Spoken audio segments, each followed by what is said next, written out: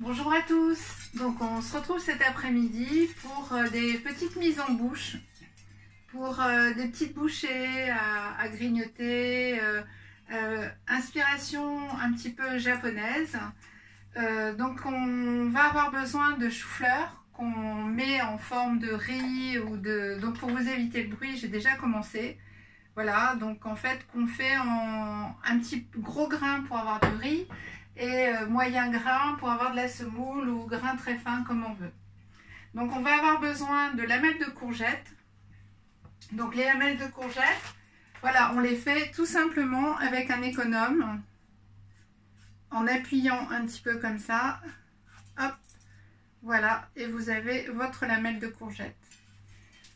Donc, et on va avoir besoin de feuilles de nori. En fait, c'est des feuilles d'algues, très intéressantes aussi au niveau nutrition. Donc là, c'est des feuilles qu'on trouve comme ça. Moi, comme je vais en faire juste une, parce que je suis toute seule, voilà, donc j'ai découpé juste ce qu'il me fallait, en fait, pour avoir deux petites bouchées. On va commencer par la sucrée. Donc là, on va avoir besoin d'un petit peu de mangue. Alors, je la coupe un petit peu plus fine. Voilà. Là, je prends des petites lamelles de mangue pour faire la déco.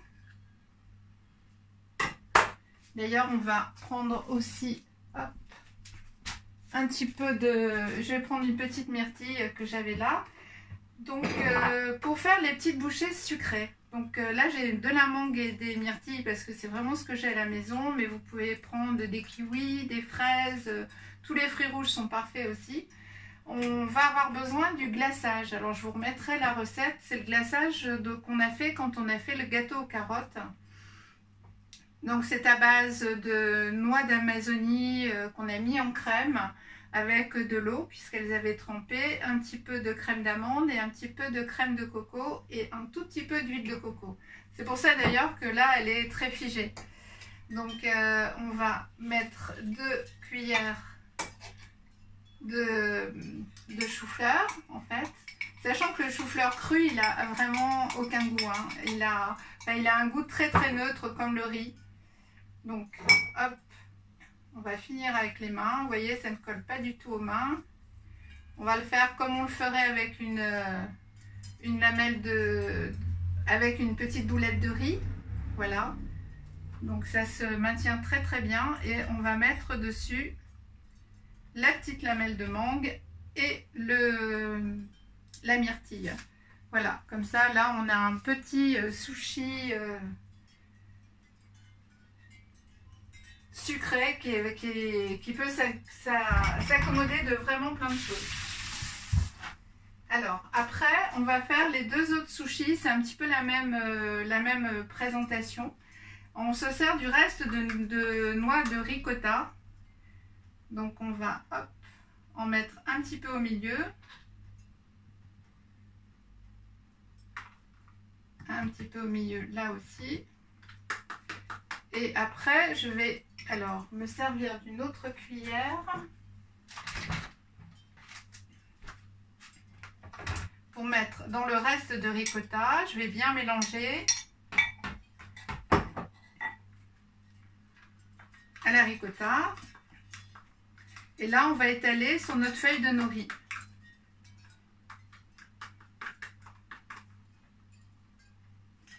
Voilà, parce que la feuille de nori a besoin d'un tout petit peu plus d'humidité en fait que la courgette qui est déjà elle humide. Donc en fait la courgette, on va saupoudrer d'un petit peu de chou-fleur comme ça pour avoir ce petit grain en fait très agréable sous la dent. Voilà, n'hésitez pas à le faire avec les mains. On est toujours beaucoup mieux servi avec les mains. Donc on va mettre les cébettes. On va mettre les tomates. On va mettre quelques branches de persil. Donc là, je vais faire dépasser des 2 côtés. Je vais vous montrer après. Hop. Hop. Et on va mettre un petit peu de graines germées. Là, on va faire à peu près la même composition, mais en fait, on peut vraiment varier. Et les petites graines germées. Donc là, un petit peu dans les deux aussi.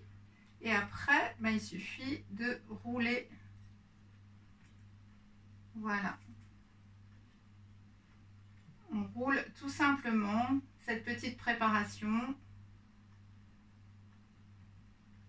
Et voilà. Donc on a quelque chose d'assez esthétique. On va le mettre là pour vous le présenter après. Donc moi j'ai préparé des petits bâtonnets, voilà, parce qu'en général la courgette a tendance à s'ouvrir. Et si on le fait pour un apéritif, voilà, c'est quand même plus facile à attraper. Alors la feuille de nori, là c'est un petit peu plus délicat, parce qu'elle va commencer à ramollir avec le... Voilà, hop. Donc là on prend un très très bon couteau. Et on coupe en deux. Hop. Donc là, elle s'est un petit peu ouverte. Le problème, c'est que ces feuilles de nori, je les ai aussi depuis un petit moment. Mais bon, voilà, non, ça se passe très très bien quand même. Voilà. Voilà, donc je vous amène les petits sushis. Donc celui-là, il se casse un petit peu la figure. Voilà, donc ou avec la feuille de nori pour avoir cet apport en fait d'algues, ou avec la courgette si vous voulez quelque chose de plus doux. Et le petit sushi sucré. Voilà. Voilà, que vous pouvez faire avec des fruits rouges, avec de la mangue, avec un petit peu ce que vous voulez. Donc voilà, ça c'est voilà, ça va se présenter voilà dans des petites bouchées comme ça qu'on peut attraper et qui sont très faciles. J'avais même prévu un petit peu de tapenade noire, voilà, qu'on aurait pu rajouter là-dedans. Là c'est vraiment porte ouverte à l'imaginaire. Et voilà, donc on va se retrouver demain pour le bonus. Donc là, dans le bonus, demain, je vous parlerai en fait de tous les bienfaits de l'alimentation vivante. En vous renvoyant en fait sur certaines vidéos, sur certains livres également, bon, que je vous ai présenté et d'autres non. Et lundi, on se retrouvera pour des tartelettes aux fruits crus. Pour vous montrer un petit peu, voilà, je voudrais utiliser ce petit glaçage de gâteau aux carottes qui sert également de crème pâtissière en fait dans les tartelettes crues. Et là c'est même avec des fruits frais comme les fraises, les choses comme ça, et cette crème pâtissière en fait, cette crème de cajou ou de noix va vous permettre en fait de préparer vos tartes à l'avance et de voilà, et qu'elles ne ramollissent pas et qu'elles soient présentables. Voilà, vous verrez toutes les petites techniques. Bon, ben, je vous souhaite une magnifique fin de journée et je vous dis à demain pour le bonus et prenez bien soin de vous. Merci.